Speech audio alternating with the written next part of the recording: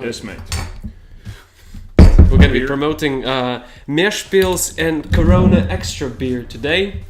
Yes, we are paid by the advertising agency to do so please tune in, go visit their website and have your local Corona grabbed in your local online store. Very nice, very nice. Yeah, today, first time, we will go slightly on the record to discuss what have we done for the last half a year, right? Let's be realistic, it has been a bit more than half a year. Isn't that true? Slightly more. It's been what, like 9 months? We started in April actually. I came over in April to Riga from my lockdown in Russia, basically. And yeah, we started in May. So it's been what? Can you calculate? I can't. June, July, No. August, September, October, November, December. 7 months. It has been 7 months. No. We are April and May, additionally. Like I was working already the whole okay. May, and we started around like 10th of April. No. Yeah. Okay. We figured out when we have started. Yeah. Congratulations. Congratulations. To us. What did we do? Right. So the story basically behind this is that in April we decided that it's not a good idea to wait for a moment that you can start a company. The company running and making experience and skill doesn't come from reading about it, and it comes from action. So Certainly not, yeah. Yeah, I totally agree. Remember we talked about this, so we were like reading all these business books and everything, how to do this, how to do that. When you're doing it in reality, it is completely different. Completely different. There's no... Okay, you can see parallels, but Yeah. every single book that talks about it talks in that person's view of the situation. And your interpretation and how you understand at that moment will be much different, especially for us, because English is our second language. Yeah. So we listen and read about it in English, and when And we only learned it in English, Yeah. right? I can't think about business and talk about business in Russian language. I don't know the vocabulary, first of all.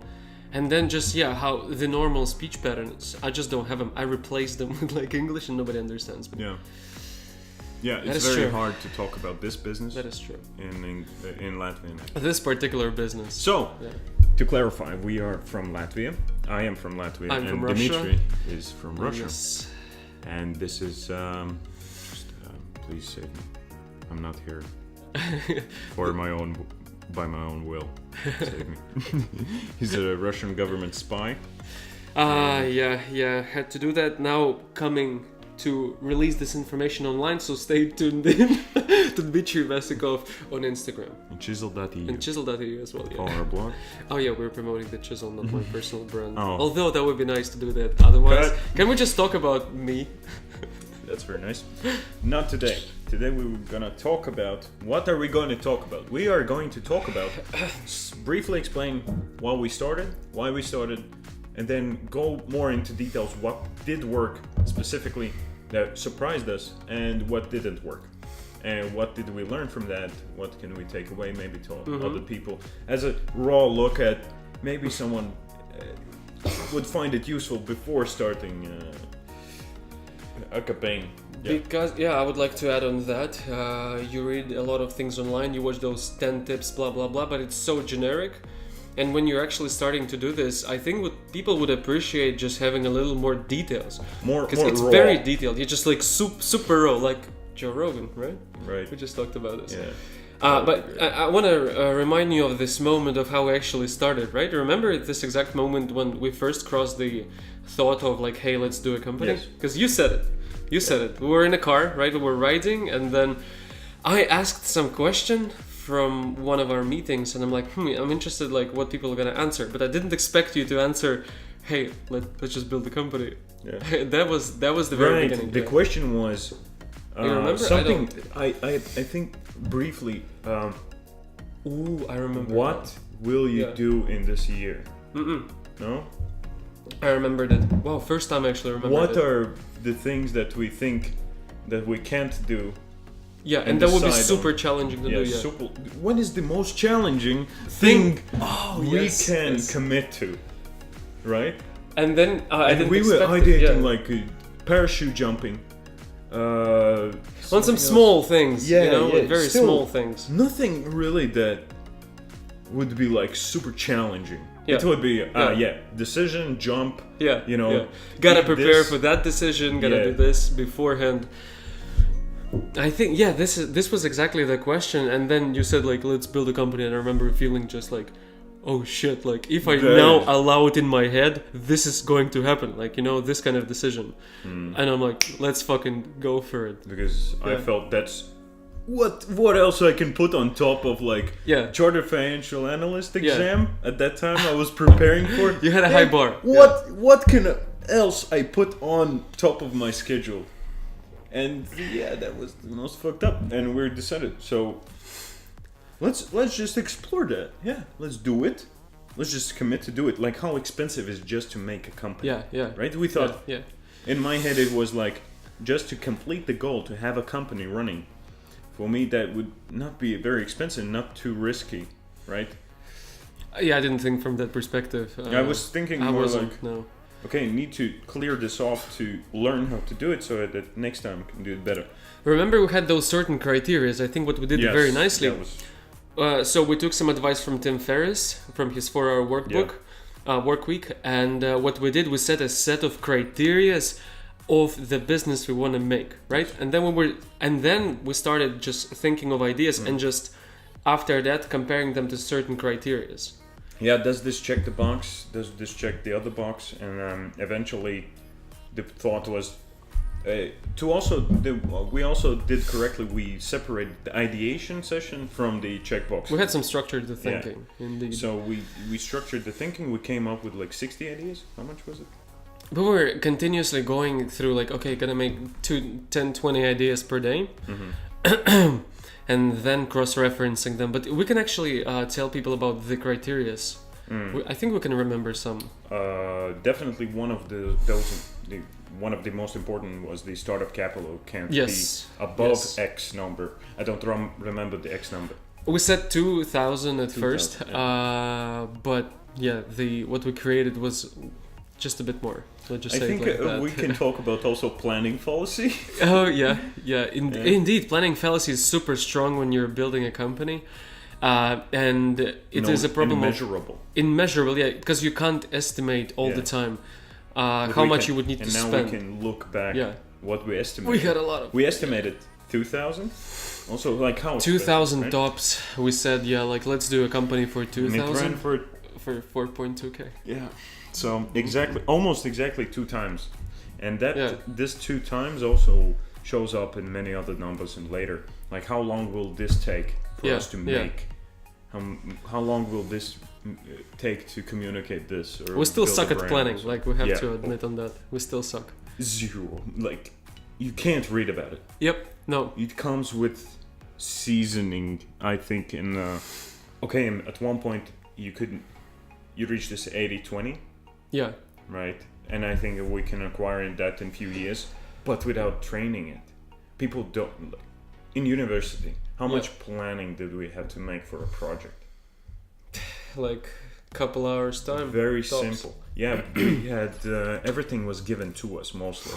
This task has these borders and this thing. Yeah. So when you enter real world, everything is not a given. You have to decide on start capital, your structure of ownership, whom are you going to take in the team, what will be the cost of the product, all such these things. But let's get back to the criteria. Let's finish on. So I remember we also really wanted a product which is decently easy to make, because obviously with no capital you can't put too much in R&D. So the creation of the product and then the implementation, the manufacturing part, they had to be simple. And we are outsourcing the production of also most of the design, the 3D model that we had doesn't come eventually, like the end one doesn't come from us actually, because we Indeed. understood also that We made kept concepts. It, kept it in our head. We are not good at X. We're not good at 3D modeling. Like, why should we do it? I think like there's too what much. like happened is we excelled at aesthetics at first, and then the concept regarding the sizing and regarding the motion of range and all of that stayed. That entirely stayed. That was dependent on our research, which we supposedly should be better than, let's say, the average, because we had this education, we did these projects, and I think it was correct to stay around our things that we are competent in. And I think later on I'll touch upon that when we cover what worked and what didn't. What didn't work when at the places when we stepped out of our comfort zone, not comfort zone, but circle of competence, and tried to, for example, I tried to learn HTML maybe to make the website or do this and that. It's kind of should be at times when it should be outsourced. I see what you mean. Yeah, I see. Outsourcing is great. Like, I think we're learning a lot of outsourcing, and it's super helpful. I mean, we couldn't set up the manufacturing facility, right? No, absolutely. So, like, that would not be possible. Absolutely not possible. With someone who is already has spent 5-10 years working this machinery, working the packing, working everything. So. And what else? Okay, back to the criteria again. Back to the criteria. Very easy to do. No, I remember. All right, so we wanted the product, which also a very niche product. That was one of the criteria. Absolutely. We niche. specifically Blue realized ocean. Try to go for blue ocean strategy. For red ocean, you mean? So blue ocean would be when you have a lot of players. No, red ocean was. Oh, that's what. I'm sorry. You're correct. I forgot what I was saying. I started some thought. Niche product. Niche product. Because we didn't want to go into brick and mortar already. Like, it is stupid to do the same thing that someone else is doing. But it was also not just about the blue ocean. Eventually, it leads to the margin. The margin we could take on small manufacturing, small turnover, that it is scalable. Not only scalable, but initially it would provide enough profit that we could operate. For the capital. But the niche, this advice is taken exactly from Tim Ferriss, so thank you, Tim. And it is why I really wanted to go with this is because it is much easier to market the product for a specific niche rather than for a really wide niche. It's much more easier.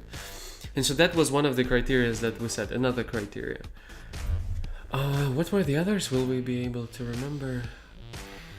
Those were the most important. I think, Those were the most important. Oh, and we wanted to it be in a sphere that we do have experience in.